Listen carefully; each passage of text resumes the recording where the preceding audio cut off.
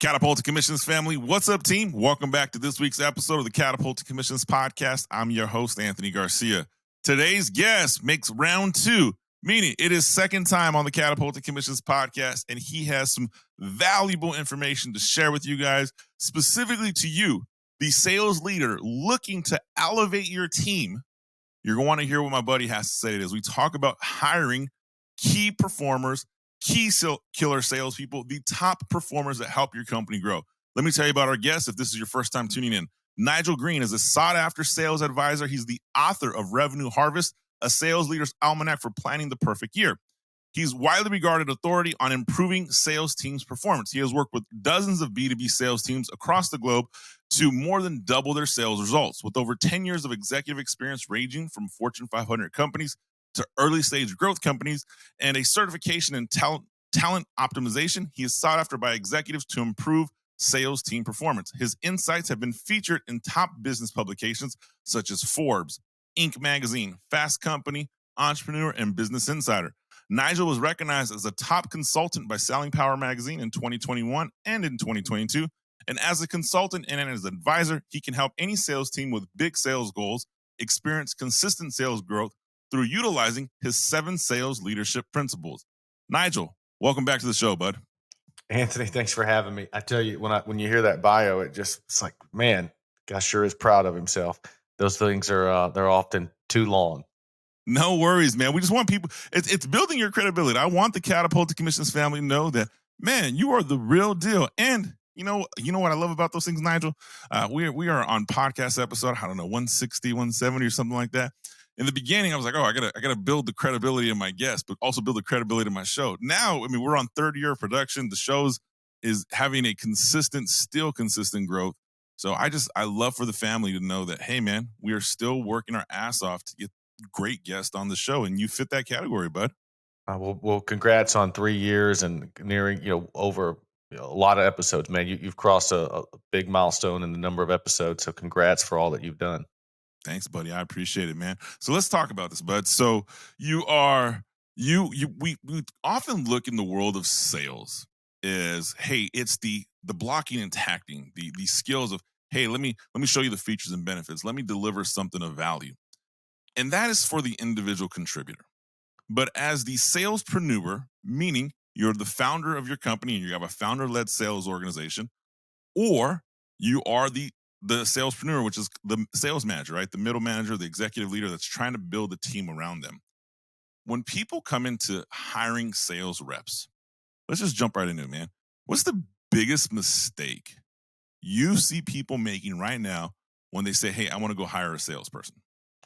Yeah, so the biggest mistake that I see, Anthony, and you did a good job of setting this up, that this mistake exists for early stage companies where the founder is going to hire their first salesperson, and it persists to companies that have been around for decades, publicly traded, privately held by private equity. They know who their customers are. They've been selling into the market for a long time. They've got layers of sales leadership. Every company struggles with this. They think they're good at hiring salespeople. Let me tell you, hear it from me. You may not like this. Most founders, most VPs, most sales managers suck at hiring salespeople. And if you think I'm being critical, I would challenge anyone that sees that as a personal indictment to go look at the data. The data shows that the average tenure of a professional seller is less than 1 year, which means for whatever reason, it wasn't a fit. Either they chose to leave or you chose to have them leave, but they left in less than a year on average. And so if you hired them, it's your fault. Even if they leave to go get another job, a dream opportunity, it's still on your record. And what I'm doing in this course is trying to help. You're never going to have a perfect hiring record. No one's ever going to have one. But what I'm trying to do is improve the hiring capabilities of sales managers to tackle another bigger problem, which is the average tenure of a sales leader is less than 18 months. And you can see how that lines up. If you're hiring people that leave and on average in a year or less, it's going to be really hard for you as a sales leader to consistently build a team that delivers when you're always replacing someone on your team. So I've interviewed over 5,000 salespeople, ranging in roles from that first seller for a founder to large sales teams that have complex sales organizations. And I found that there really are about three problems that stand in the way of making a good sales hire. And I hope that we can talk about those today. Yeah, let's talk about that. There's a couple things there, right? You shared. I have to say this. I mean, the 1 year sales rep turnover, the 18-month sales leader turnover. It's scary, to be honest with you, man. It's the reality though. And I look back at my life in corporate America, and one of the last roles I had, I was in a sales leadership role. I was in that role for 6 years, and I remember the entire company was dealing with this massive increase of sales rep turnover, and these roles were very well compensated. I mean, there wasn't somebody who was working with me who was making less than 250 grand a year. I mean, these were highly compensated roles, and we had a hard time retaining people. And I remember what you just shared right now hits, because I remember having a conversation with my VP and saying, "Hey, I got to be honest with you, man. I've been in this role for 6 years. You're the fourth person that's been my VP. Like, you want to eliminate this turnover? It starts top down. We need some credibility that, hey, people aren't leaving, but every time the VP email comes out, it's a new name. It's kind of scary to people. So I love that you share the data, and I guess I love it knowing that it's a problem that's happening and impacting people all over. So when we, as the frontline supervisor, whether I'm the founder of the company or the person making that hiring decision, you mentioned that there's things you look for when you're hiring somebody, or there's ways to determine or mitigate risk, is how I heard it for you. So what are those things we're looking for when we're hiring somebody? But what I'm trying to do, first of all, Anthony, so you've been here before. You've been the frontline manager, and you've been in the game long enough. CEO, VP says we need three more people. Go hire three salespeople. Okay, and if you're the founder and you're going to hire a person, you immediately take to the streets, put out a job posting, start recruiting, hire a recruiting agency, put it on Indeed, have someone in HR start work, putting out the job description on all these job boards. And what you didn't do was go back and do a job analysis. People say, the hell's a job analysis? Okay, well, I don't care if you've been in the role for 10 years. If you've been in that job leading that exact team for 10 years, you probably haven't gone back at any point in the past 10 years and looked at how the day-to-day responsibilities have changed. The job Mhm. description you wrote 5 years ago, the things that a salesperson did 5 years ago are not what salespeople do today. If you don't believe me, go ask your salespeople that are successful in the role, that were successful 5 years ago and that are still successful today. They will tell you, hey, Mr. Manager, the job's very different. So guess what? The qualifications are very different. Good for them because they've adjusted, they've adapted, and they've modified what they do. But the job analysis, which is what gets skipped, is going back and saying what has to be done, what has to be done correctly in order for you to succeed in this role. For some roles, it's writing very compelling copy. Don't think that salespeople write good copy. That's what marketing does. No, salespeople in a lot of roles have to write really compelling copy. Maybe it's doing a complex business case analysis. Okay, well, you've got to understand what it is. That's the job analysis. That determines the job qualifications, meaning before we know what we need from a competency, educational perspective, previous selling roles, we got to know what we're trying to hire for. That gets skipped altogether, and we go and we hire someone that's got industry experience, used to work for us, works for a competitor, without thinking about what do we need. And that sets us up to just make a lot of mistakes in the process because we didn't do the boring and the hard work of getting really clear on what we need in the Mhm. I can't help as you say that, right? I don't know if you remember this YouTube video. It was like, I mean, this is 12, 13 years ago. It was like a animated YouTube video of someone having a conversation with the salesperson, like Death of Salesman. Like this was like the original meme video where there's like two cartoons and one's talking to the sales manager and the sales rep tells the sales manager, I don't care what you did when you sold 20 years ago. Like the job's not the same. Like it was pretty vulgar, profane filled, but it was kind of comedic. But as I'm saying that, what you're telling me is true. Like, holy crap. How often do we look back and say, our job has changed? I mean, let's just think about this right now. The marketing of what it takes to generate sales, the marketing department is not doing what they did in 2017 today in 2022. Like, they're just not. They're doing a new strategy, a new technique, a new approach. It would only make sense that we look at the salesperson and say, hey, have we made those same adjustments and those same pivots? I love what you're doing that. Now, when you have somebody says, okay, I'm going to go review the job qualifications and the job description, what are some of the things you're looking for? Like I hear this question all the time. I want to hire somebody, right? What should I be looking for when I'm hiring somebody? Like, is there an ideal candidate? Like, what are the non-negotiables? Like, how do I decipher the crappy resumes from the good resumes? So what are these sales leaders and sales founders looking for when they hire somebody?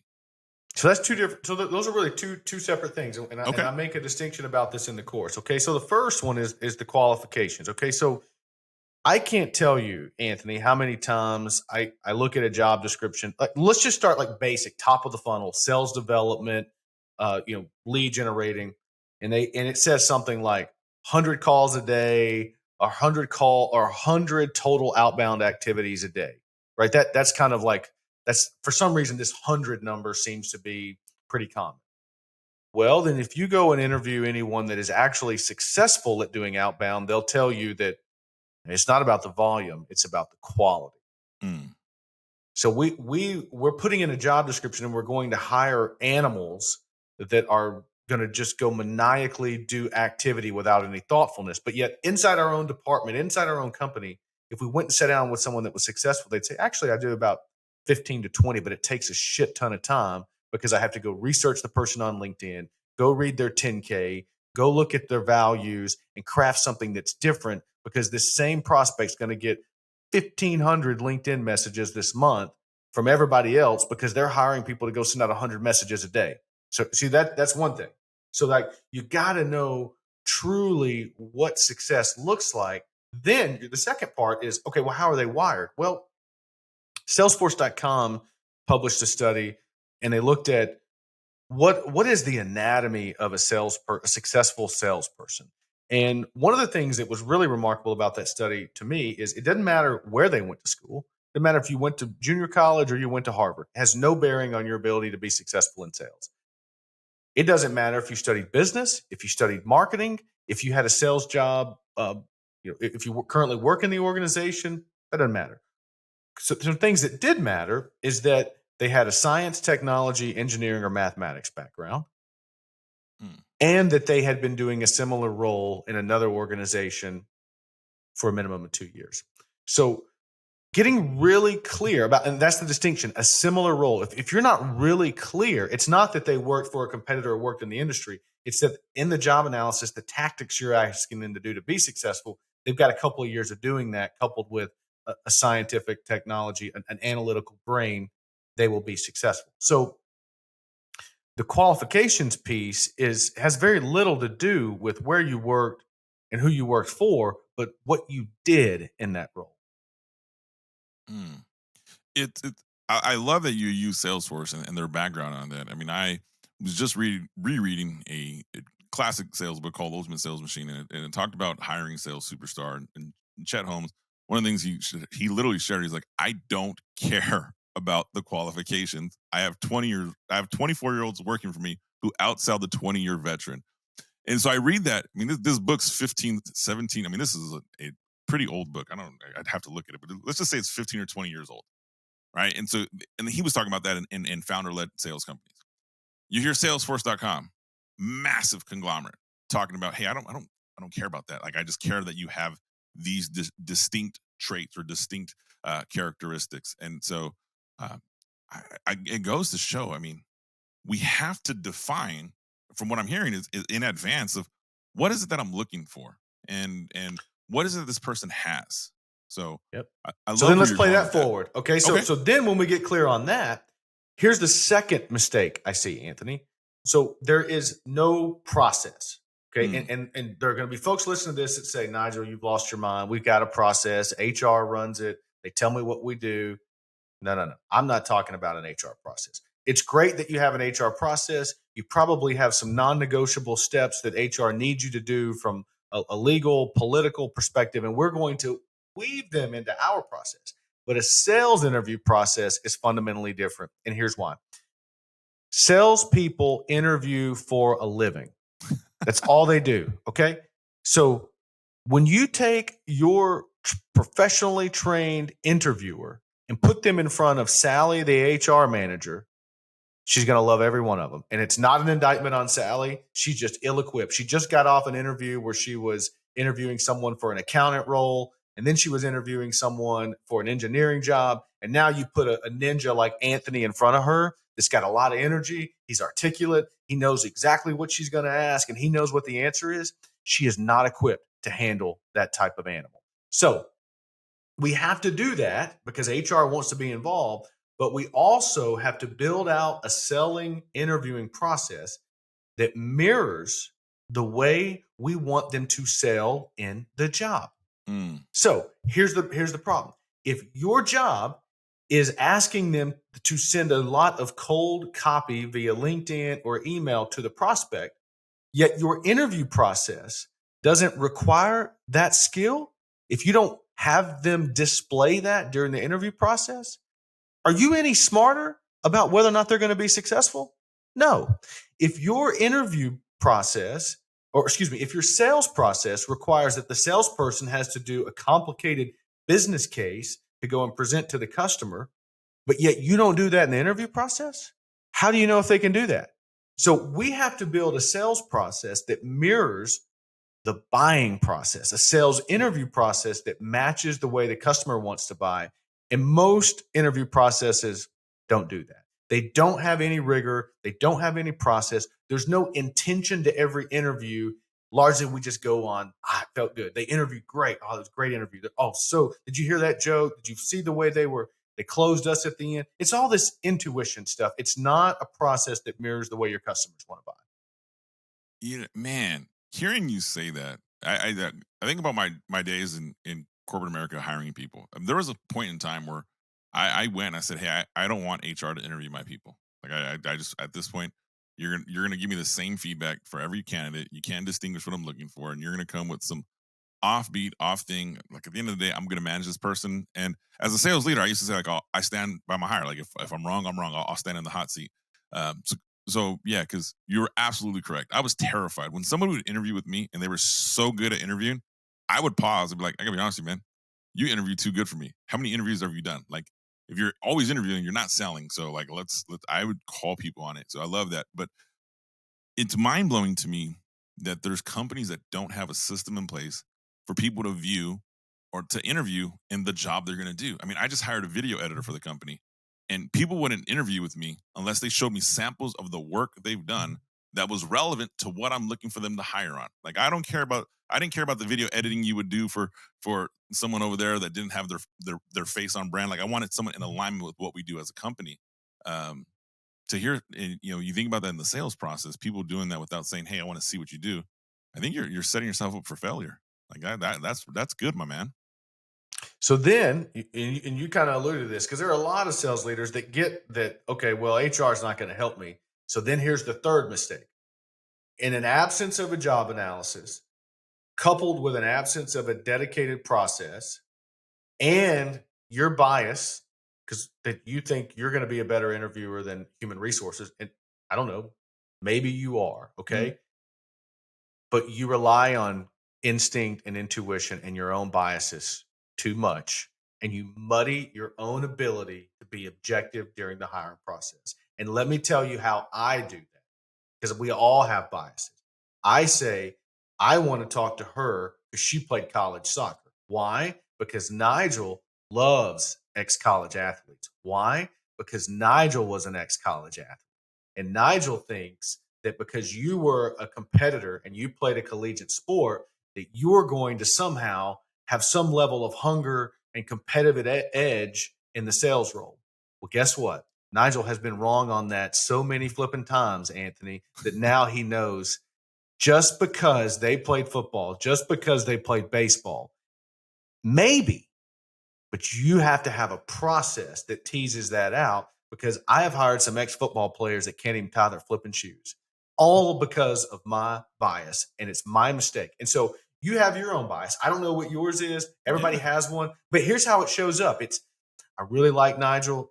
Man, he interviewed really well. I'm going to skip this step because of insert my bias. And it could be that used to work for me or was highly recommended, played a college sport, has blue hair, has green. I don't know what it is, but because of that, it clouds our judgment, and it makes us think we can skip the process, and it usually fails us. Oh, it's dagger to the heart, man. You're absolutely correct, right? It is the bias, and I probably share some of those bias. I love the college athlete hiring them. I used to look at people that I would work through, and I was always like, man, I want to know like the biggest failure you had. Like the bigger the failure, the bigger the adversity you overcome, the more I loved you. Like it was a bias I had. I'm like, oh, if you overcome the failure of whatever it was you dealt with in life, you can overcome the failure of being told no all day long and getting up in the next morning and doing it again with a smile, enthusiasm, committed to the cause. So yeah, you hearing, I mean, I guess so you have to establish the process. Like, all right, maybe my biases did. Apologies to my old HR lady. Yeah, I definitely booted her out of some interview processes. But let's talk about the interview process. Is there a set process that you have established for hiring the sales leader, for hiring not even the sales leader, hiring the sales professional? Is that process different for a founder-led company versus an established organization? Like, what is the process you recommending, and is there any variances depending on the size of the company? So I have a 6-step process, and I go in detail on how to do it in the course. Okay, I'll give you the brief overview. I include HR in the process. I have HR. I give them what I'm looking for in a resume and a LinkedIn profile, which, by the way, LinkedIn profile is more important to me than the actual resume. I don't even look at the resume except for one interview. Don't look at it except for one interview. But I have HR look at it in conjunction with how they're using their LinkedIn profile to see if they're even going to make it to me. So that's one thing. I do the very first interview. I do it. It's 30 minutes. It's always 30 minutes. It's a very uncomfortable interview. It's uncomfortable for the candidate, and I'll argue it's even more uncomfortable for the interviewer, which is why I've given some recordings of me doing this interview in the course. It's called the rapid fire interview. I will just barrage the candidate with questions that they never expected to hear from me ever in an interview in the first 15 minutes, because I know they are good at interviewing. And so I'm trying to throw them off and get through their programming to see if I can get to a real answer, someone that's going to be honest and someone that's going to be real. So I might ask questions like, Anthony, what's the most money you've ever made in a year? How much of it did you spend? How much of it did you save? What'd you spend it on? When you saved it, what'd you do with it? Tell me about a time that you lied at work. When you need advice on something, who do you call? Tell me the last time someone that you respect told you a piece of feedback that you didn't agree with. How did you address it?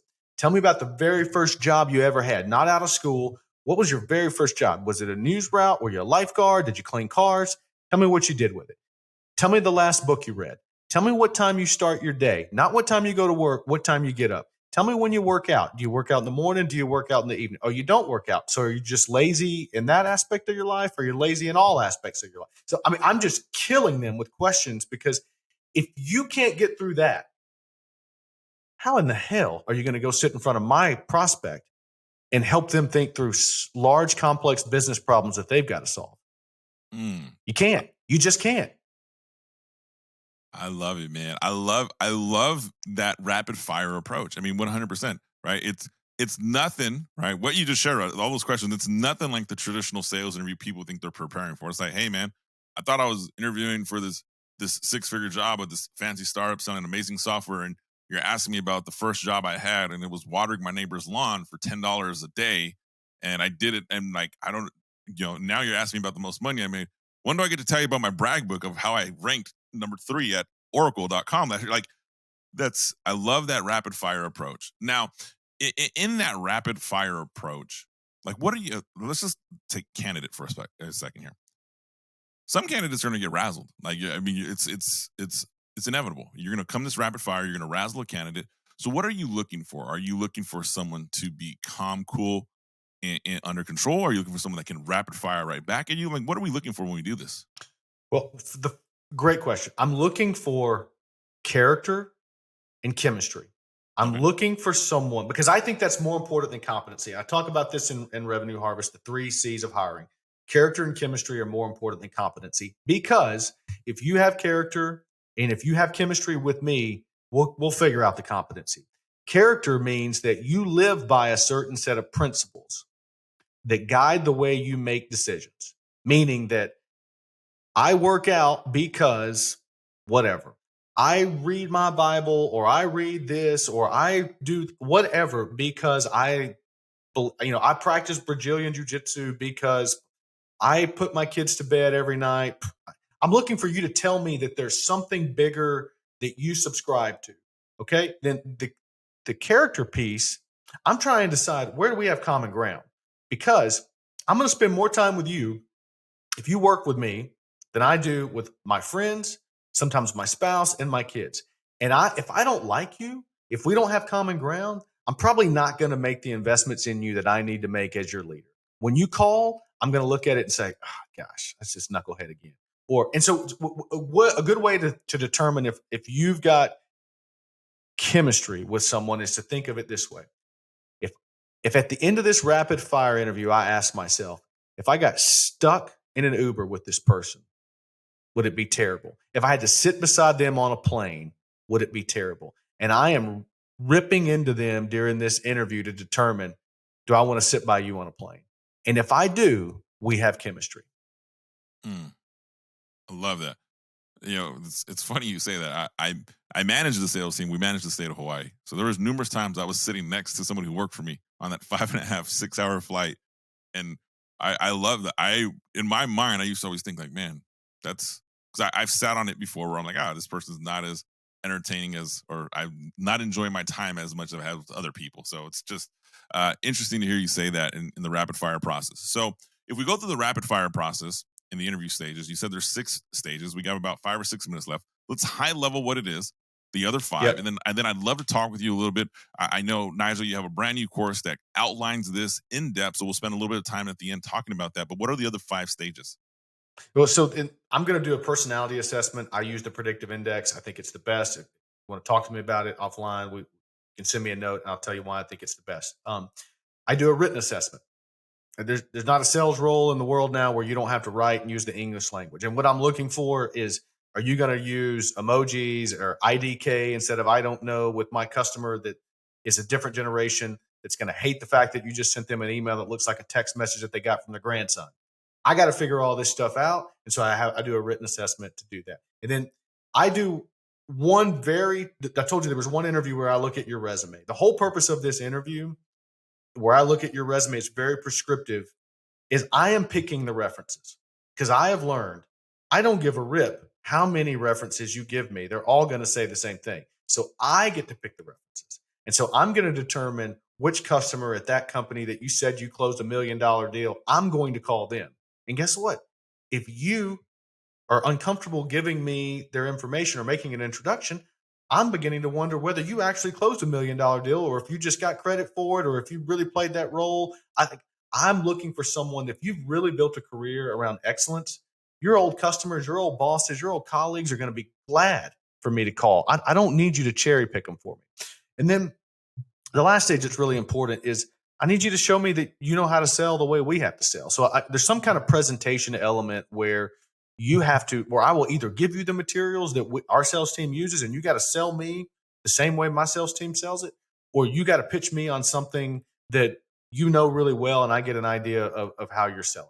So that's really what I'm using the interview process to do in those 6 stages and what I tell people is the whole point of this, I don't care how much time lapses between steps. You can go as slow as fast as you want. It's that we don't skip steps, because when you skip a step, the first time you skip that written assessment, then you hire this person that's really great at a presentation, and then you realize they send emails like they text. They're a moron. They can't even use the English language. you regret that. Or when you skip the presentation because you used to work with them and you realize that this person actually cannot even use PowerPoint. What was I thinking 5 years ago when I hired them? And they can't work in this job. So I don't skip steps for that reason. Oh man, I love it. A systematized process that outlines, and we're minimizing the risk in hiring people. Look, Catapulting Commissions family, if you're hiring people, look, no one's perfect. Like I think you hit the nail on the head, right? We all think we all think we are better than we really are. And we definitely have bias. We definitely skip steps. As you said, the bias or skipping the step. I'm like, oh, dude, heart, like dagger in my heart. Cause yeah, that was me. I totally get it. So I love how you created this process to minimize the risk. And if you're hiring people, guys, with all honesty, take the time and learn it, because you are responsible for your hires, right? And anybody who's hired salespeople will tell you, I've hired good ones, but I've also hired some bad ones. Like it's inevitable. So Nigel, you put a course together with this, and that helps walk the sales leader on hiring people. Tell us a little bit about the course. Well, the course goes through the three important phases of the hiring process. So there's the prepare phase, there's the identify phase, and then the selection phase. So I'm going to teach you everything that I've learned the hard way, from the job analysis all the way up until the 90-day review. I give you templates, I give you tools, you get to see sample interviews. I teach you how to write a proper job description, how to scorecard that job description, how I give you questions to ask during every step of the interview, and videos to show you how to do it. Look, this is just like a labor of love for me. I'm charging $250 for it. I am not getting rich. Nobody's going to be on private jets as a result of this. But it's to try. I'm just tired of sales managers, because what I see in my work is sales managers that don't know how to do this. I'm tired of working with sales managers that don't know how to hire the right way. So it's more of a selfish endeavor for me to say, all right, I'm going to teach sales managers how to get better at this so that I can rid the world of sales managers that don't know how to hire. I love it, man. For $250, I mean, I thought you were going to tell me this thing was 2,500, 10 grand. Holy crap. If I'm hiring salespeople, I'd pay $250 just to take a chance to not suck. Like that's a no-brainer. Catapulting. Well, and there's a reason why it's not $2,500. I decided that I wanted this. I didn't want you to have to go get corporate approval to do this course. You're gonna go spend this much at a bar, or you're gonna go spend this much at a Barry's boot camp this weekend. Do it yourself. Go pay for it. And what you're not getting is you're not getting a photo shoot of me in a big studio. There's no private jet. It's just me, same way I'm riffing with you, and the deck that I put together that shows all these resources. So the production value is sufficient, but it's not overly produced. And you don't want to pay for that. You want to pay for the information, not the fancy lights, not all of the intros and outros and the camera angles. You just want the information, and I'm giving it to you. Man, I love it. I love it. Well, Catapulting Commissions family, we will have a link to Nigel's course. And the name of the course, is it Revenue Harvest as well? And it's just hiring salespeople. Simple and clear, passes the title test. You already know what it is. Let's go hire some good salespeople. Nigel, man, well, thank you for coming back on the show. We wish you much success hiring salespeople. The course is out right now, Catapulting Commissions family. You'll find a link to that course in the show notes. If you're listening to the audio version, click the show notes. If you're watching the YouTube video or seeing us on social media, we'll have those links in the descriptions below. As always, Catapulting Commissions family, you know what we'd love for you to do. Be sure to like this episode, comment, let us know your feedback, subscribe to future episodes. But more importantly, man, go check out Nigel's content. Nigel, before we end, what is the social media or websites or stuff that people can find you on? How do we get connected with you? If you're on LinkedIn, you'll find me. It's pretty easy. If you want to see more of my stuff, you can go to nigelgreen.co. Nigelgreen.co. If you want the book, Revenue Harvest, you can get it anywhere books are sold, or you can go to therevenueharvest.com, get the book for $5. No problem. Easy enough. RevenueHarvest.com, NigelGreen.co. We'll put all those links together in the show notes. Catapulting Commissions family, you know what to do. Like, subscribe, comment. We'll see you next week. And Nigel, kick ass, my man. Good luck, buddy. Let's do it.